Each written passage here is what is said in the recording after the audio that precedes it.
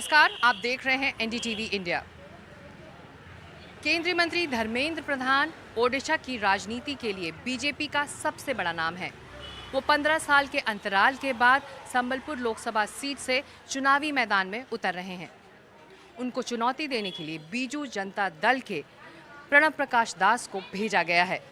दास मुख्यमंत्री नवीन पटनायक और उनके करीबी सहयोगी वी.के. पांडियन के बाद पार्टी के तीसरे सबसे बड़े नेता हैं।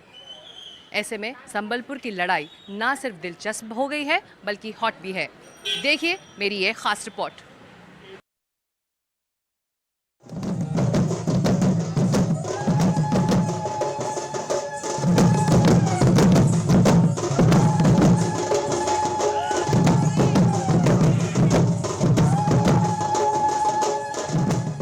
संबलपुर की सड़कों पर मेला सजा है और लोक कलाकार सिर्फ ओडिशा के ही नहीं बल्कि छत्तीसगढ़ से भी आए हैं।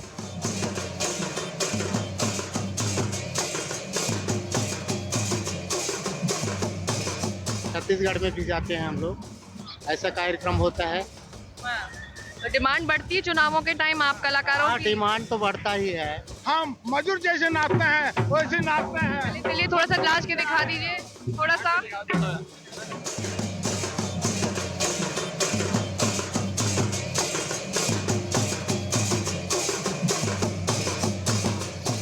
दरअसल ये पूरा कारवां संबलपुर से बीजेपी के उम्मीदवार और केंद्रीय मंत्री धर्मेंद्र प्रधान के रोड शो का हिस्सा है।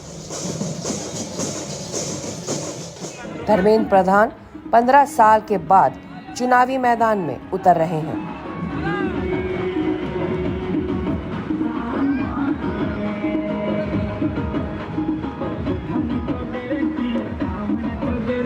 इस रोड शो में जो इतनी भीड़ जुट रही है, कितने आश्वस्त हैं कि ये वोटों में तब्दील होने वाली है? ये पूरा बीजेपी की बड़ा लहर चल पड़ा है। मोदी जी के ऊपर लोगों की ये प्रेम, ये जनसलाब आप देख रहे हैं, ये सारे लोग मां के आशीर्वाद हमारे ऊपर डालेंगे। और ये बताइए, जो स्थानीय मुद्दे हैं संबलपुर के, क्या जनता उस पर वोट डालेगी या फिर मोदी जी की गारंटी पर वोट पड़ने वाला है इस बार? देखिए, दोनों संबलपुर की नौजवान महिलाएं आगे बढ़ना चाहते हैं, उसी के लिए वोट देंगे और उनकी भरोसा है मोदी जी उनके लिए ये सब विकास के काम कर सकते हैं। और आपके जो मौजूदा सांसद है वो भी बीजेपी के थे, तो ऐसे में ये भी शिकायत रही है संबलपुर के लोगों की कि काम यहाँ पर नहीं हुआ। आपको लगता है वो काम जितना होना चाहिए था नहीं हुआ मौजूदा बीजेपी सांसद द्वारा? काम लोगों की अपेक्षा केंद्र राज्य सरकार से, केंद्र सरकार संबलपुर में 400 करोड़ रुपया खर्चा करके इन दिनों में स्टेशन रीडेवलपमेंट कर रहा है। वंदे भारत एक्सप्रेस यहीं आया है। IIM 600 करोड़ रुपया खर्चा करके यहीं हो रहा है। रिंग रोड बन रहा है। शहरों की विकास के लिए, गांव के विकास के लिए 18 लाख करोड़ रुपया मोदी जी ने उड़ीसा को संसाधन दिया है। यहाँ की नाकाम राज्य सरकार इस काम को यहाँ नीचे नहीं उतार रही है। इसके खिलाफ लोगों की गुस्सा है, लोग बढ़ चढ़ के वोट देंगे मोदी को। बीजेडी ये कह रही है कि ये उनकी जमीन है, ये राज्य उन पर भरोसा करता आया है, चाहे नवीन पटनायक हो या फिर उनका कोई भी उत्तराधिकारी। देखिए, ये राज्य किसी की जागीर नहीं है। 24 साल रहने के बाद आप पानी ना दे पाओ, खेतों में पानी ना दे पाओ, शिक्षक ना दे पाओ, डॉक्टर ना दे पाओ, रोजगार के लिए लोग घर छोड़ के जाए, ये आपकी जागीर है क्या? ये आपकी घर की संपत्ति है क्या? 4.5 करोड़ उड़िया लोगों में आपको कोई नहीं मिला, आप इंपोर्टेड लीडर लेके आए हो। उड़ीसा की लोग इसको सहेंगे नहीं। बीजेपी ने मौजूदा सांसद नितेश गंगदेव का टिकट काटकर प्रधान को संबलपुर से उम्मीदवार बनाया है। प्रधान के मैदान में आने के बाद बीजू जनता दल ने भी यहां पूरी ताकत झोंकने का फैसला लिया और पार्टी के संगठन महासचिव प्रणव प्रकाश दास को संबलपुर भेजा। दास मुख्यमंत्री नवीन पटनायक और उनके करीबी माने जाने वाले सहयोगी वी.के. पांडियन के बाद बीजेडी के तीसरे बड़े नेता हैं। लेकिन संबलपुर से ना होने का मुद्दा उनके लिए परेशानी खड़ी कर सकता है। दास तटीय ओडिशा जाजपुर से विधायक हैं और संबलपुर पश्चिमी क्षेत्र में आता है। तेणुक आम से टार्गेट कर कथा कहे आम टार्गेट कर काम करूँ और जनसाधारण आज माननीय मुख्यमंत्री 24 वर्ष 25 वर्ष है पचार ठिया पुणी आगामी दिन ठिया जी जो चश्मा पिंधि से चश्मा दुनिया को देखा जी जो कलर चश्मा पिंधि से कलर चश्मा देखा। यहाँ से पिछले 3 चुनाव में जीतने वाली पार्टी अलग अलग रही है। 2009 में कांग्रेस के अमरनाथ प्रधान संबलपुर से जीते।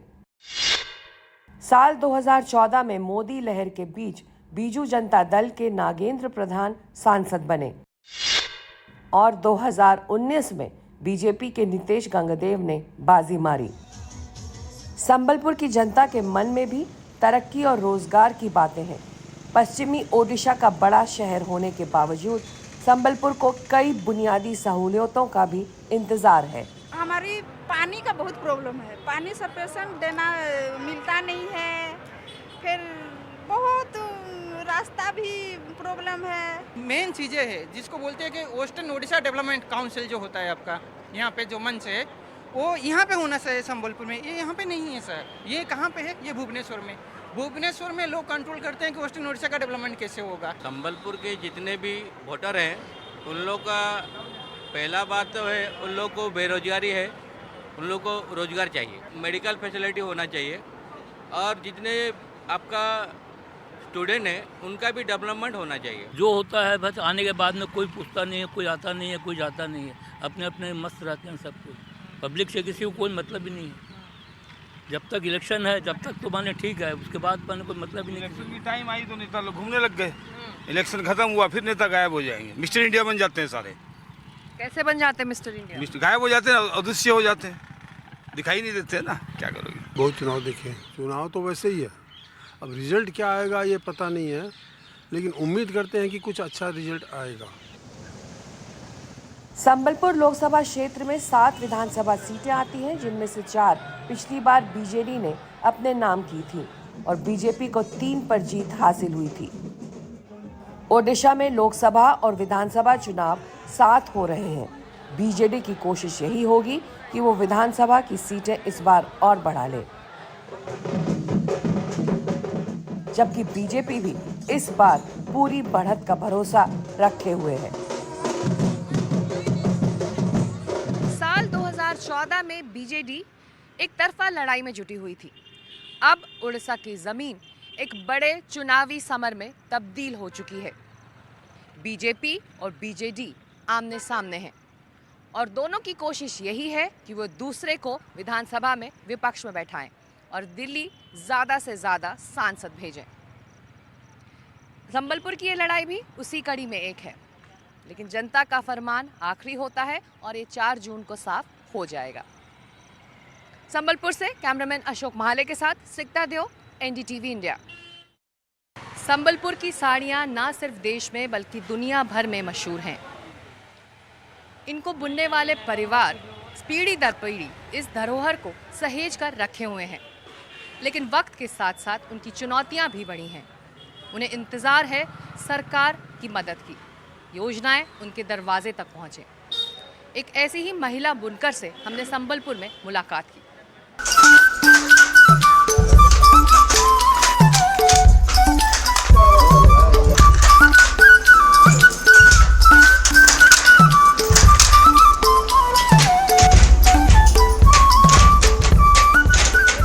हम संबलपुर आए और संबलपुरी साड़ी के बुनकरों तक ना पहुँचे, ऐसा कैसे हो सकता है, तो इसीलिए हम सीधे चले आए यहाँ पर। और मेरे साथ हैं सुष्मिता मेहर जो एक साड़ी बुनने में व्यस्त हैं। सुष्मिता, एक साड़ी बनाने में कितना टाइम लग जाता है? लगभग 5 दिन लग जाती है। 5 दिन लग जाता है। और ऑर्डर्स मिलते हैं या फिर आप लोग खुद डिज़ाइन करते हैं? डिज़ाइन करके हम बाज़ार में बेचते हैं। हाँ। जो कोई बुलाता है वो घर में आते हैं तो हम बेच देते हैं। आपको पता है कि आप लोगों की जो साड़ी है जो आप लोग अपने हाथ से इतने प्यार से बुनते हैं, ये दुनिया भर में बहुत लोकप्रिय भी है, प्रसिद्ध भी है और ना सिर्फ देश में बल्कि विदेश में भी इसकी डिमांड है। हाँ, हमारी इस साड़ी की तो बहुत डिमांडें हैं, इसलिए कि हम हाथ से तैयार करते हैं, इसलिए कि बहुत मेहनत लगती है।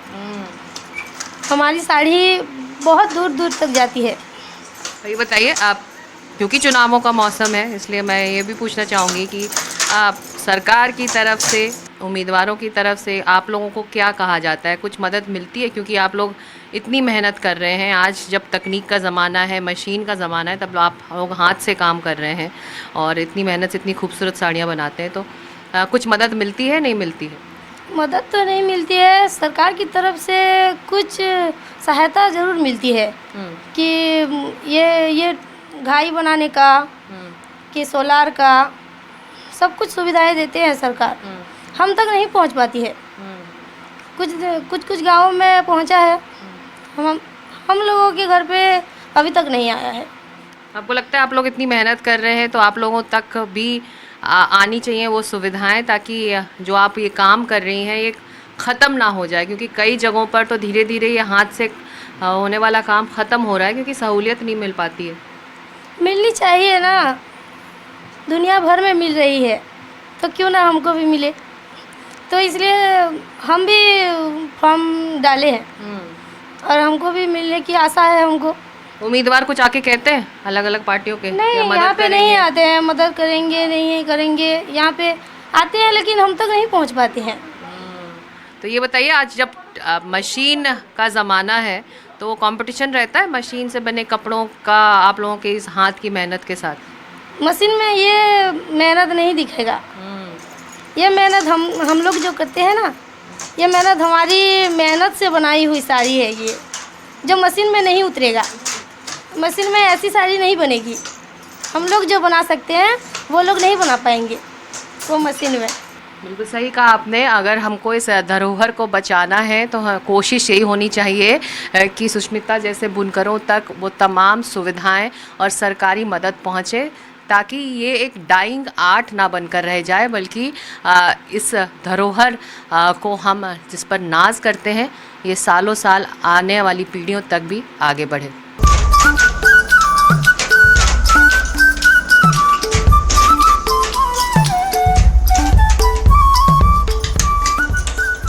और हम आ चुके हैं एक और बुनकर के पास जो अपने परिवार के साथ यहाँ बुनाई में लगे हुए हैं। ठाकुर मेहर है हमारे साथ।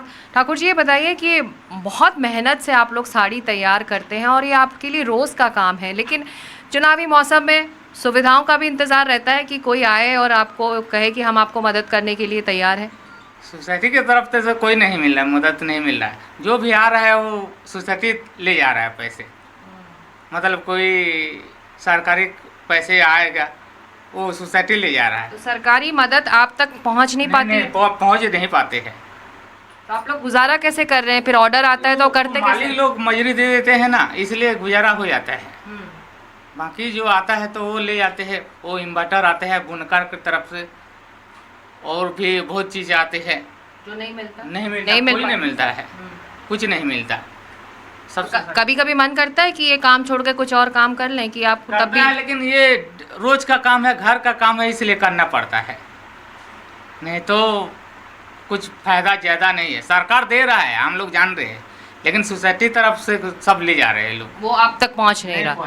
पर ये बताइए कि ये आप हर पीढ़ी दर पीढ़ी आप लोग ये काम कर रहे हैं, आपके पिताजी कर रहे होंगे, आपके दादाजी कर रहे होंगे, और अब आप लोग संभाल रहे हैं, तो इसको संभालने को लेकर क्या आपकी अगली पीढ़ी जो है, आपके बच्चे इस काम में इंटरेस्ट दिखाते नहीं दिखाते हैं? बच्चे के तो और नहीं चाहते हैं हम लोग कर, ये काम बहुत फटफट काम है, बच्चे के तो कराना नहीं चाहिए। हम लोग जितने दिन करेंगे।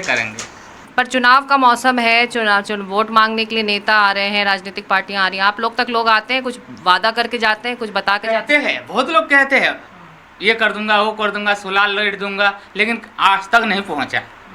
बोलते हैं, बहुत से वोट मांगने आते हैं, कहते हैं तुम लोगों को इन्वर्टर मिलेगा साड़ी बुनने के लिए और कुछ मिलेगा, बोलते हैं, लेकिन नहीं मिलता। बैंक खाता ले जाते हैं, सिग्नेचर फर्जरी ले जाते हैं, कहते हैं मिलेगा, लेकिन आज तक नहीं मिला। तो चुनावी मौसम में इन बुनकरों के साथ भी वादे किए जाते हैं और तमाम वो चीज़ों की बात कही जाती है जिससे इनको सहूलियत मिले, लेकिन चुनाव खत्म होते होते शायद इन बुनकरों को भी दूसरे वोटर्स की तरह भुला दिया जाता है। संबलपुर से कैमरामैन अशोक महाले के साथ सिकता देव, NDTV इंडिया।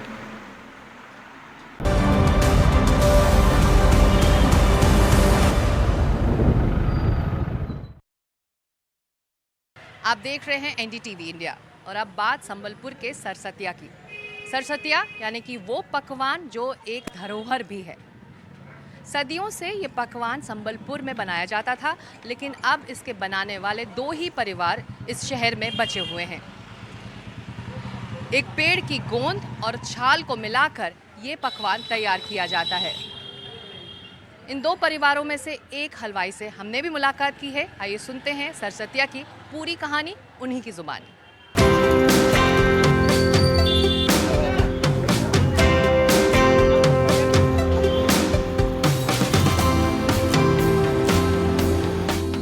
हम संबलपुर में हैं और पहुंच गए हैं शंभूलाल हलवाई जी के पास खाने ये सरसतिया। ये क्यों खास है और संबलपुर में ही क्यों पाया जाता है, उन्हीं से समझने की कोशिश करते हैं। शंभूलाल जी, ये सरसतिया होता क्या है? क्या ये मिठाई है, पकवान है, क्या है? क्या है, पकवान जैसा है, कम शक्कर का है, शुगर वाले भी खा सकते हैं। कम शक्कर का है ये। और ये बनता कैसे? ये बनता है अरवा चावल और एक पेड़ आता है, उसको बोलते हैं यहाँ पे गोंजेर खाड़ी। और क्या नाम है पेड़ का? गोंजेर खाड़ी। गोंजेर खाड़ी। खाड़ी खाड़ी माने लकड़ी, उसका नाम है। हम लोग के इधर यहीं पे संबल में उसको बोलते हैं गोंजेर खाड़ी। और उसको रेड़ाखोल में उधर जब जंगल जाते हैं उन लोग को बताना पड़ता है, उसको बोलते हैं लोबलोफा। तो उस पेड़ को ले आके पानी में उसको टुकड़ा टुकड़ा काट के पानी में भिगो देते हैं। पानी में भिगोने के बाद उसको ऊपर निकाल के उसका जो जूस है, रस्सा है, उसको निकाल के अरवा चावल सूखा वाला, माने भीगा हुआ चावल रहता है, उसको पीस के एकदम मैदा जैसे एकदम पालिश होगा। तो अरवा चावल, शक्कर और ये जो पानी रस जूस है, जूस को मिला के उसको हाथ से उसको माने उसको फेंट के उसको बनाना पड़ता। बन जाने के बाद 10-15 मिनट उसको रख के फिर उसको हाथ से उसको हिला इसको फ्राई किया जाता है फिर तेल में। तो ये कब से बनाया जा रहा है यहाँ संबलपुर में, और कौन इसे खाता था सबसे पहले? कैसे इसकी इजाद हुई? दादा परदादा बनाए। हम लोग का परदादा जो हैं, पिताजी के दादा, वो पहले स्टार्ट किए। उसके बाद यहाँ का राजा जो है वो गए थे इलाहाबाद। माने पहले राजा महाराजा लोग योद्धा रखते थे, तो हम तो देखे नहीं है, हमारे दादा बोलते थे कि हमारे पिताजी लोग गए थे वहीं पे।